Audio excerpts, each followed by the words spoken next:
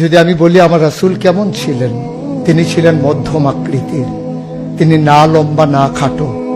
তিনি কখনো বা যখন হাজারো মানুষের সামনে দাঁড়াতেন, বিদায় হজের সময়ে 1,40,000 সাহাবা যখন ময়দানে, তিনি যখন আস্তে করে উঠে দাঁড়ালেন, ওনার চাইতে অনেক লম্বা লম্বা মানুষ থাকার পরেও অবাক বিস্ময়ে সবাই তাকিয়ে দেখলো সবার উপর দিয়ে যে মানুষটির মাথা মুবারক দেখা যায়, তিনি নবী মুহাম্মদুর রাসূলুল্লাহ সাল্লাল্লাহু আলাইহি ওয়াসাল্লাম।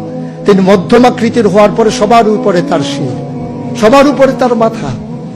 সবাই অবাক বিস্ময়ে তাকিয়ে দেখলেন তার চুলগুলো হালকা হালকা কোঁকড়ানো। তিনি কখনো বা যখন চুলের ভিতরে তৈল দিয়ে আছড়াতেন, অবাক বিস্ময়ে মানুষ তাকিয়ে দেখতেন, মনে হতো চুলের মাঝে যেন মৃদুমন্দ ঢেউ দেখা যায়। তার কপালটা ছিল চওড়া শুভ্র, তার চোখের ভ্রুগুলো ছিল ধনুকের মতো বাঁকা, তার চোখগুলো ছিল টানা টানা ভাসা ভাসা, তার চোখের পাতাগুলো ছিল গোলাপের পাপড়ির মতো।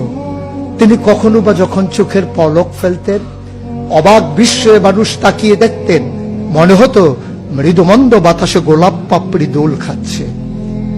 তার চোখের সাদা অংশ ছিল